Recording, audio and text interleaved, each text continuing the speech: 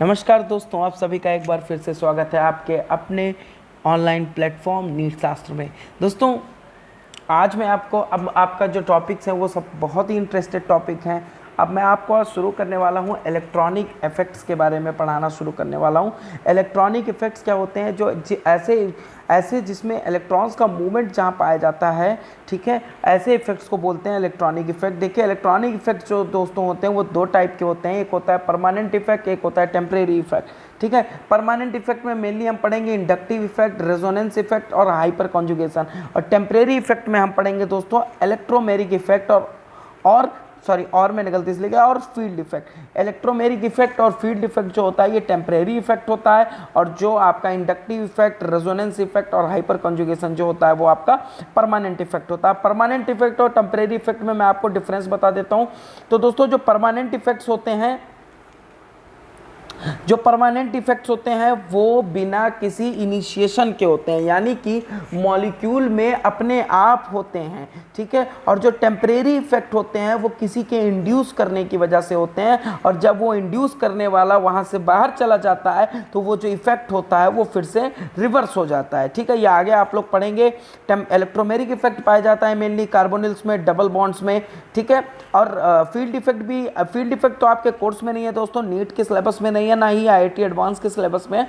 लेकिन हम लोग जितने परमानेंट इफेक्ट्स हैं जैसे कि इंडक्टिव इफेक्ट, रेजोनेंस और हाइपर कॉन्जुगेशन, इनके बारे में बात करेंगे। इलेक्ट्रोमेरिक इफेक्ट के बारे में बात करेंगे अपन इस क्रैश कोर्स में। ठीक है, आगे चलते हैं दोस्तों। हम लोग सबसे पहले बात करते हैं परमानेंट इफेक्ट की। तो दोस्तों, परमानेंट इफेक्ट में सबसे पहले हम लोग बात करते हैं नंबर 1 इंडक्टिव इफेक्ट। ठीक है, तो इंडक्टिव इफेक्ट की मैं आपको डेफिनेशन बताना चाहता हूं। द डिस्प्लेसमेंट, बहुत सही, बहुत पहली बात, पहला ही पॉइंट नोट करने वाला मिल गया। The displacement not delocalisation, the displacement of sigma electron due to the difference in electronegativity is called inductive effect. बहुत जगह, बहुत बुक्स में आपको ये चीजें मिल जाएंगी। The delocalisation of sigma electron is called inductive effect. दोस्तों, जी नहीं, ऐसा कुछ नहीं है। ठीक है, इंडक्टिव इफेक्ट का जो डेफिनेशन है वो है द डिस्प्लेसमेंट। अब आपको डिस्प्लेसमेंट और डीलोकलाइजेशन में अंतर मैं बताता हूँ। डीलोकलाइज होने का मतलब होता है कि फैला हुआ रहना उस एरिया में। ठीक है, जैसे कि रेजोनेंस आपने थोड़ा बहुत पढ़ा होगा, तो जैसे कि उसमें क्या होता है कि डीलोकलाइजेशन ऑफ इलेक्ट्रॉन अगर हम बोलेंगे तो इसका मतलब वो जो सिग्मा इलेक्ट्रॉन है वो सब में डिस्ट्रीब्यूटेड है बराबर बराबर। ऐसा नहीं होता है दोस्तों। जो मोस्ट इलेक्ट्रोनेगेटिव, जो ज़्यादा इलेक्ट्रोनेगेटिव एलिमेंट होता है वो कम इलेक्ट्रोनेगेटिव एलिमेंट से इलेक्ट्रॉन को विड्रॉ कर लेता है। तो ये डीलोकलाइजेशन नहीं हुआ, ये विस्थापन हुआ इलेक्ट्रॉन का। यहाँ पे इलेक्ट्रॉन एक जगह से दूसरी जगह पे चले जा रहे हैं, डीलोकलाइज नहीं हो रहे हैं। ठीक है, तो ये पॉइंट निकल के सामने आया। The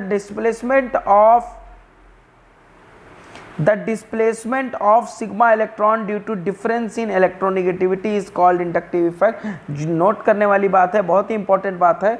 ठीक है, अगला पॉइंट देखते हैं दोस्तों। इट इज ऑफ 2 टाइप, ये 2 तरीके के होते हैं। एक होता है प्लस आई इफेक्ट और दूसरा होता है माइनस आई इफेक्ट। ठीक है, प्लस आई इफेक्ट और माइनस आई इफेक्ट क्या होता है मैं आपको बता दे रहा हूं। अगर कार्बन चेन को कोई ग्रुप इलेक्ट्रॉन दे रहा है, देखिए ये क्यों एराइज होता है inductive effect, due to the difference in electronegativity. ये एडवांस लेवल क्रैश कोर्स है दोस्तों। आप मुझसे ये मत पूछने आएगा कि सर इलेक्ट्रोनेगेटिविटी क्या होता है।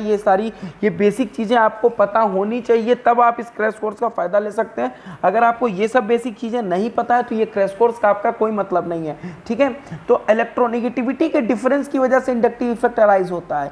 अब 2 तरीके का होता है, plus I effect, minus I effect. Plus I effect में जब कोई ग्रुप कार्बन चेन को अपना सिग्मा इलेक्ट्रॉन डोनेट करता है उसको बोलते हैं प्लस आई इफेक्ट। जब कोई ग्रुप कार्बन चेन से सिग्मा इलेक्ट्रॉन विड्रॉ करता है तो उसको बोलते हैं माइनस आई इफेक्ट। सिंपल सी बात है, बहुत ही ईजी पार्ट है ये। ठीक है, चलिए अगला, कैरेक्टर्स ऑफ इंडक्टिव इफेक्ट।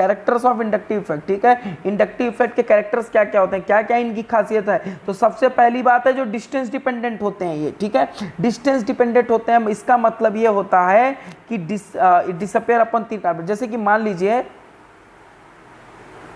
यहाँ पे कोई ग्रुप लगा है। ठीक है, मान लीजिए माइनस आई ग्रुप है तो ये इससे इलेक्ट्रॉन खींचेगा। ठीक है, तो ये ग्रुप इससे इलेक्ट्रॉन खींचेगा, ये ग्रुप इससे इलेक्ट्रॉन खींचेगा, लेकिन जो इलेक्ट्रॉन खींचने की इंटेंसिटी है वो कार्बन टू कार्बन जैसे ही दूरी बढ़ती है वैसे कम होता जाता है और 3 कार्बन के बाद इंडक्टिव इफेक्ट गायब हो जाता है। ठीक है, अगला पॉइंट, जैसे कि हम लोग जानते हैं कि भाई साहब ये परमानेंट इफेक्ट है, ये मॉलिक्यूल के अंदर खुद ब खुद होता है, कोई रिएजेंट की जरूरत नहीं है, कोई इनिशिएटर की जरूरत नहीं है इस इफेक्ट को कॉज करने के लिए, तो परमानेंट इफेक्ट होता है। अगला point, operates through sigma bond, sigma bond के थ्रू ऑपरेट होता है, यानी कि यहाँ पे जो मूवमेंट होता है वो सिग्मा इलेक्ट्रॉन का होता है। और जाहिर सी बात है होगा ही दोस्तों, मैं आपको एक छोटा सा रीजन बता देता हूँ इंडक्टिव इफेक्ट क्यों सिग्मा बॉन्ड के अलॉन्ग ऑपरेट करता है। देखिए बहुत ही शायद ही कहीं आपको ये बताया जाए इंडक्टिव इफेक्ट क्यों सिग्मा बॉन्ड के इलेक्ट्रॉन। देखिए इंडक्टिव इफेक्ट अराइज होता है डिफरेंस इन इलेक्ट्रोनेगेटिविटी की वजह से। किस वजह से अराइज होता है दोस्तों?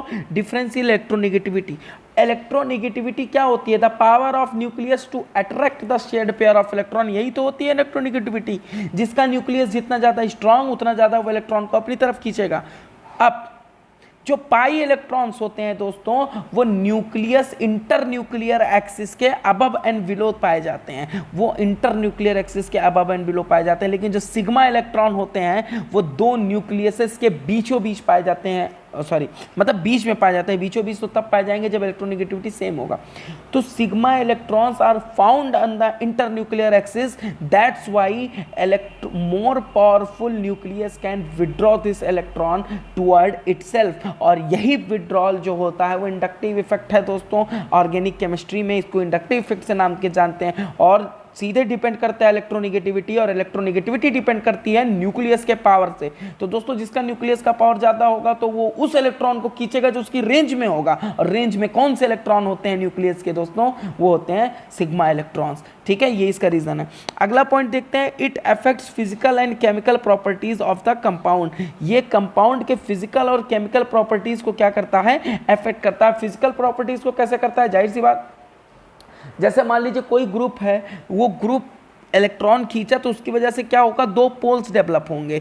जिसने खींचा उसके ऊपर नेगेटिव और जिसका खींचा उसके ऊपर पॉजिटिव। पॉजिटिव नेगेटिव क्रिएट होने की वजह से एक डाइपोल बनेगा और डाइपोल बनने की वजह से 2 मॉलिक्यूल्स के बीच में अट्रैक्शन बढ़ जाएगा due to dipole dipole interaction, और इसकी वजह से उसका बॉइलिंग पॉइंट जो होगा वो इंक्रीज कर जाएगा। और केमिकल प्रॉपर्टीज तो अफेक्ट कर ही रहा है। जैसे अगर मान लीजिए कोई इलेक्ट्रोफाइल है, उसको चाहिए इलेक्ट्रॉन, ठीक है, वो गया लेने, और अगर ऐसा कोई ग्रुप लग गया है जो माइनस आई इफेक्ट है यानी कि इलेक्ट्रॉन खींच रहा है, तो इलेक्ट्रोफाइल को वहां पे इजीली इलेक्ट्रॉन नहीं मिलेगा। ठीक है, तो ये बात हो गई, कैरेक्टरिस्टिक्स हो गई ये किसकी दोस्तों? इंडक्टिव इफेक्ट की। चलिए हम अपने अगले स्लाइड की तरफ चलते हैं। अब यहाँ पे दोस्तों बात करते हैं order of minus I effect. ठीक है, माइनस आई इफेक्ट के ऑर्डर, मतलब कौन ज्यादा स्ट्रॉन्ग माइनस आई है, कौन कम स्ट्रॉन्ग माइनस आई है। तो सबसे स्ट्रॉन्ग जो माइनस आई ग्रुप होता है वो Nr3+ होता है दोस्तों। ठीक है, उसके बाद NH3+, फिर NO2, फिर C ट्रिपल बॉन्ड N, फिर सल्फोनिक ग्रुप, फिर एल्डिहाइड, फिर C डबल बॉन्ड O, फिर COH, फिर COCl, फिर COR, फिर CONH2, फिर सारे हैलोजन्स एक लाइन से, फिर OH, फिर NH2, फिर ट्रिपल बॉन्ड, फिर बेंजीन। ठीक है, तो ये बेसिकली आपको याद करने वाली चीज़ है दोस्तों, ये याद कर लें आप। ठीक है, और ये हो गया आपका प्लस आई का ऑर्डर। इसमें कुछ भी कोई कॉन्सेप्ट ऐसा है कॉन्सेप्ट इसमें कि जिस पे पॉजिटिव चार्ज है दोस्तों, जिस पे पॉजिटिव चार्ज है वो ज़्यादा होते हैं। देखिए मैं एक आपको बेसिक बता देता हूँ, जिस पे पॉजिटिव चार्ज है वो सबसे ज़्यादा होंगे, और जिस पे पार्शियल पॉजिटिव चार्ज है, जैसे कि इस पे इलेक्ट्रोनेगेटिविटी के डिफरेंस की वजह से पार्शियल पॉजिटिव चार्ज है, तो उसके बाद पॉजिटिव चार्ज, उसके बाद पार्शियल पॉजिटिव चार्ज, उसके बाद दोस्तों ग्रुप्स विद हाइयर इलेक्ट्रोनेगेटिविटी। ठीक है, जैसे कि हैलोजन्स, उसके बाद groups with higher electronegativity with 1 more atom, जैसे कि OH, ऑक्सीजन किसी और ग्रुप के साथ जुड़ा है, उसके बाद ट्रिपल बॉन्ड, उसके बाद बेंजीन रिंग, फिनाइल ग्रुप। ठीक है, और ये प्लस आई का ऑर्डर हो गया दोस्तों, CH2- सबसे टॉप पे, फिर NH2-, फिर O-, फिर टर्शरी, फिर सेकेंडरी, फिर प्राइमरी और फिर सुपर प्राइमरी। ठीक है, तो ये बेस